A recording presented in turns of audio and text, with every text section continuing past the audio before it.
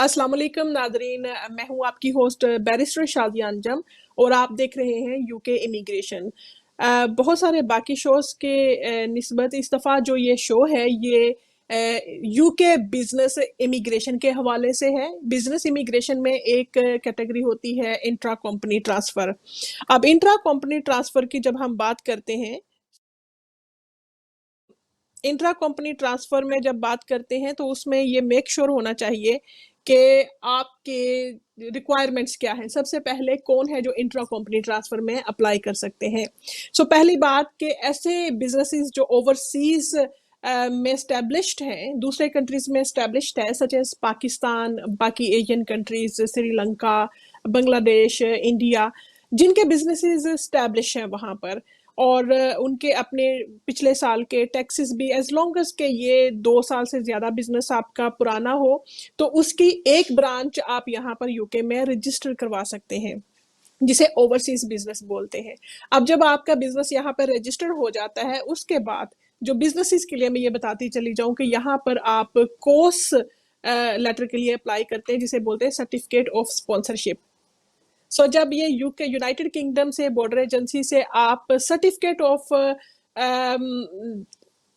Sponsorship का आप certificate के लिए अप्लाई करेंगे, आपको परमिशन मिल जाएगी। उसके बाद आप क्या करेंगे कि आपके जो एम्प्लॉइज ओवरसीज में आपके साथ ऑलरेडी काम कर रहे हो, उनको आप यहाँ की कंपनी में ट्रांसफर कर सकते हैं, राइट। सो इस तरह से इसको बोलते हैं टीयर 2 जनरल का वीजा।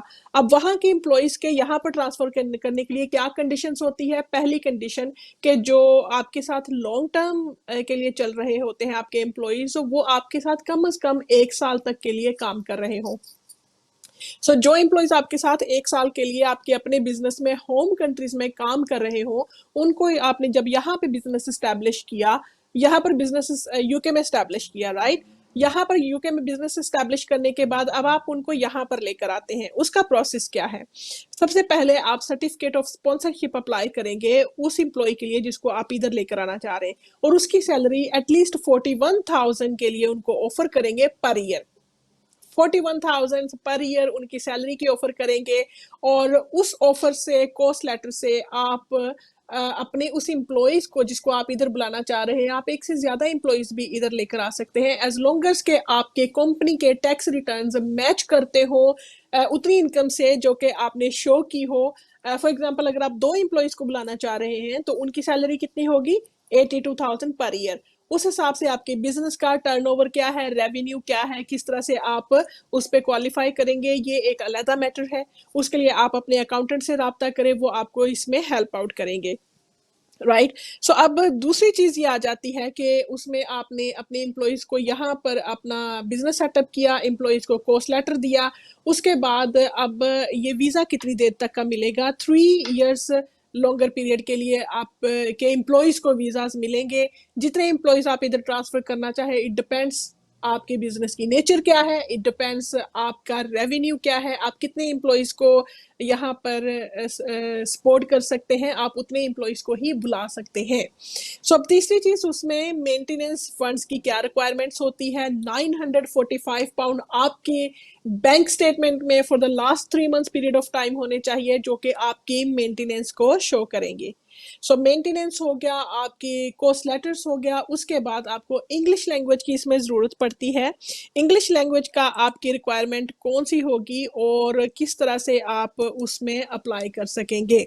सो इंग्लिश लैंग्वेज पे जब हम बात करते हैं, सो इंग्लिश लैंग्वेज के लिए इसमें आप को करना पड़ेगा B1 लेवल पे। B1 लेवल पे आप इंग्लिश लैंग्वेज करेंगे ताकि आपका वीज़ा जो है इंट्रा कंपनी ट्रांसफ़र का, उसकी रिक्वायरमेंट पूरी हो सके।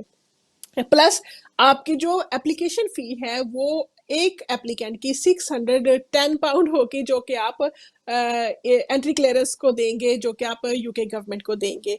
अगर ज्यादा एप्लीकेंट्स हैं तो each applicant will pay their own fee, right. इसके साथ आप अपने फैमिली मेंबर्स को भी बुला सकते हैं। फैमिली मेंबर्स की आपकी सेपरेट फी होगी। ईच फैमिली मेंबर्स की आप 610 पाउंड पे करेंगे, प्लस हेल्थ सरचार्जेस पे करेंगे। अब हेल्थ सरचार्जेस पर ईयर के हिसाब से जब आप उसको काउंट करेंगे, अगर 3 इयर्स का अप्लाई कर रहे हैं तो एक एप्लीकेंट के लिए £1200 हेल्थ सरचार्जेस पे करेंगे आप एक एप्लीकेंट का।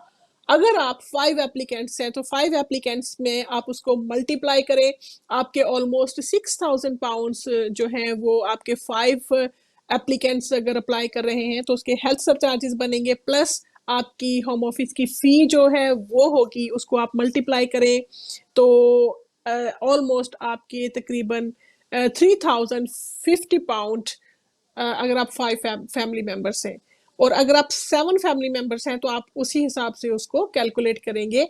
610 for one applicant multiply by 7, तो वो आपकी होम ऑफिस की फी होगी। सो इसमें 3 इयर्स की आपकी एलिजिबिलिटी होती है। 3 इयर्स के लिए आप यहाँ पर अप्लाई कर सकते हैं रहने के लिए। उसके बाद ये एक्सटेंडेबल होता है, आप एक्सटेंशन कर सकते हैं मैक्सिमम अप टू 9 इयर्स के लिए।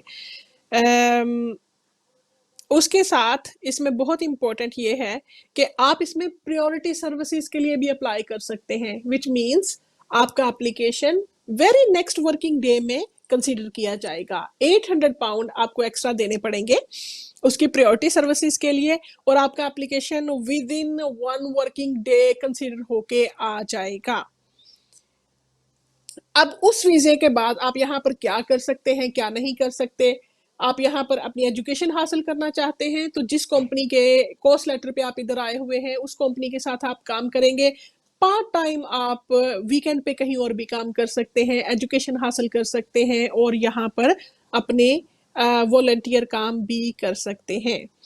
इसके अलावा यहाँ पर जो ज़्यादा इम्पोर्टेंट बात थी वो ये है कि आप जब इंट्रा कंपनी ट्रांसफ़र में अपने एम्प्लॉइज़ को यहाँ पर भेजेंगे, तो उसमें ग्रेजुएट ट्रेनी भी आ सकते हैं, जिसके लिए 41,000 नहीं बल्कि उससे कम थ्रेशोल्ड होता है। जो ग्रेजुएट ट्रेनी हो, आपकी कंपनी में काम कर रहे हो, वो लॉन्गर टर्म स्टाफ मेंबर्स नहीं है, उसको 1 साल नहीं हुआ, फ्रेश ही है, तो उसको भी आप यहाँ पर ट्रांसफ़र करवा सकते हैं।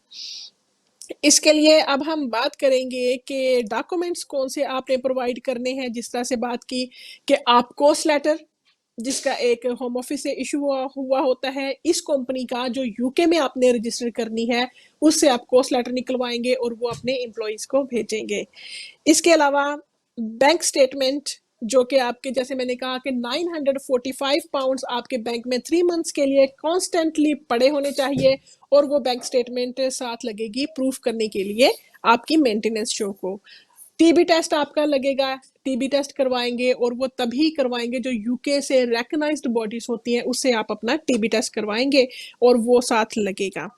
इसके अलावा आपकी करंट उसमें जिस तरह से मैंने बोला कि बैंक स्टेटमेंट लगेगी, और अगर आपके अपना एम्प्लॉयर अंडरटेकिंग दे रहा है तो आपको 3 मंथ्स की बैंक स्टेटमेंट की ज़रूरत नहीं रहती।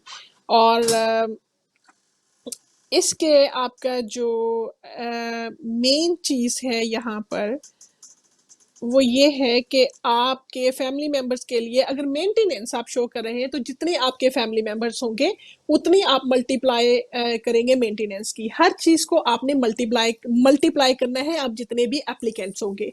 फॉर एग्जांपल, अगर आप 5 फैमिली मेंबर्स हैं और आप £945 आपकी मेंटेनेंस रिक्वायरमेंट्स है, तो उसको आप मल्टीप्लाई करें, आपका ऑलमोस्ट तकरीबन लेस देन 5000 ये बनेगा 5 एप्लीकेंट्स के लिए, जो आपके बैंक स्टेटमेंट्स में for the last 3 months period of time होने चाहिए। अब फैमिली मेंबर्स में आपके बच्चे आ जाते हैं, आपके स्पाउस, वाइफ, हस्बैंड वो आ जाते हैं, उनको आप साथ लेकर आ सकते हैं।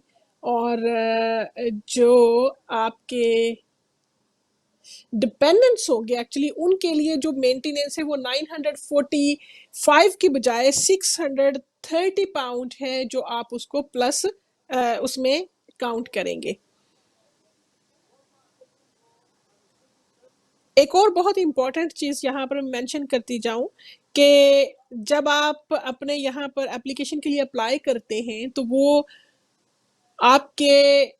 आपको बताना पड़ता है कि आप शॉर्ट टर्म आना चाहते हैं या लॉन्गर टर्म आना चाहते हैं। अप टू 9 इयर्स आप यहाँ पर अप्लाई कर सकते हैं यहाँ पर रहने के लिए, और तब आपको उसकी उस हिसाब से फ़ी भी थोड़ी सी उसके लिए ज़्यादा हो जाएगी, उसके लिए फ़ी भी आपकी डबल हो जाएगी जब आप लॉन्गर टर्म के लिए अप्लाई करेंगे। हेल्थ सरचार्जेस भी आपको उसके हिसाब से एवरी ईयर के हिसाब से £400 बनते हैं, तो जितने सालों के लिए आप अप्लाई करेंगे उतने सालों के लिए आपको हेल्थ सरचार्जेस को काउंट करना पड़ेगा। सो इसमें मोस्ट इम्पोर्टेंट चीज़ जो इस वक्त आपको बताने वाली है वो ये है कि ये एक इस तरह की वीज़ा कैटेगरी है जिसमें आपको इंग्लिश लैंग्वेज की एग्जम्पशन भी मिल सकती है। इसमें जब आप कोर्स लेटर के लिए अप्लाई करते हैं तो आपको जो आपका एम्प्लॉयर है डिपेंड करता है कि वो आपको कोर्स लेटर जब लेकर देगा तो आपको इसमें इंग्लिश लैंग्वेज की एग्जम्पशन मिल जाएगी। सो इंट्रा कंपनी ट्रांसफ़र के लिए बेसिकली ओवरसीज आपके जो एम्प्लॉयर्स हैं उनकी एक जो कंपनी है वो यहाँ पे रजिस्टर्ड होगी, एक बिजनेस यहाँ पे रजिस्टर्ड होगा, वो यहाँ से फिर होम ऑफिस से वर्क परमिट की परमिशन जब लेंगे तो अपने कोर्स लेटर के जरिए से वो आपको, आप जो एम्प्लॉयज हैं उनको यूके में ट्रांसफर कर सकेंगे। नाजरीन, आप मुझे ज्वाइन कर सकते हैं, सब्सक्राइब करें मेरे यूट्यूब चैनल को भी और बाकी सोशल मीडियाज को भी। स्क्रीन पे आपको मेरे सारे सोशल मीडियाज के लिंक नजर आ रहे होंगे। Do send me text message if you want any further guidance and any further advice.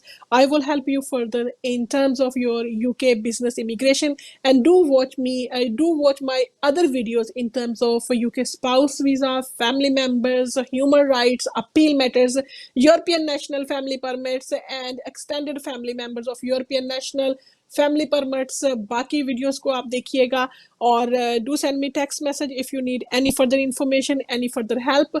I will help you further in terms of your UK immigration. So मुझे इजाज़त दीजिएगा।